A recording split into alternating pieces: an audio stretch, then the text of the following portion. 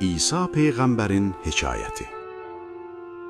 İsa'nın ayaqları yol açıb dünyalara.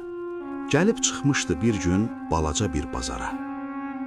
Gördü bir çoban iti, canavar kimi nəhəng, yol üstündə uzanmış, cansız, nəfəssiz köpək. Dörd yanını bürmüş adamlar qatar-qatar, leş yeyən quzğun kimi başına toplaşıblar. Biri dedi, çatladar beynimizi bu cəmdək, yanan çıraq küləkdən uzaq gərək, gen gərək. Biri dedi, rədd edin görünməsin bu murdar, gözümüzü kör eylər, könlümüzü dondurar.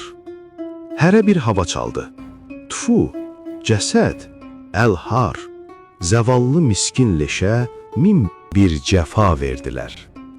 Növbə çatdı İsa'ya, Eyübdən vaz keçdi o. İtin üstünlüyünü fikirləşdi, seçdi o. Dedi, aləmdir məncə, naxışları, xalları, parlaq, saf dişlərinə nə dür çatar, nə inci. Qorxuyla, ümidlə dənizdən dür tapan var, sədəfini yandırıb, tozuyla diş ağardar. Özgəsinin eybini, öz hüsnünü görmə tək. Öncə öz nöqsanını görə bilən göz gərək. Demirəm ki, aynanı al əlinə, ya alma. Öz eybini görə bil, özünə heyran olma. Niyə gərək özünü bahar kimi bəzəmək? Saqın, soldurar səni zaman bahar gülü tək. Eybini örtən geyim zərif toxunduğundan, Tanrı 9 pərdə də göydən indirmiş əlan. Bu göy yuvarlığının içində, ey gözü dar, söylə, sənin boynuna həlqə olmayan nə var?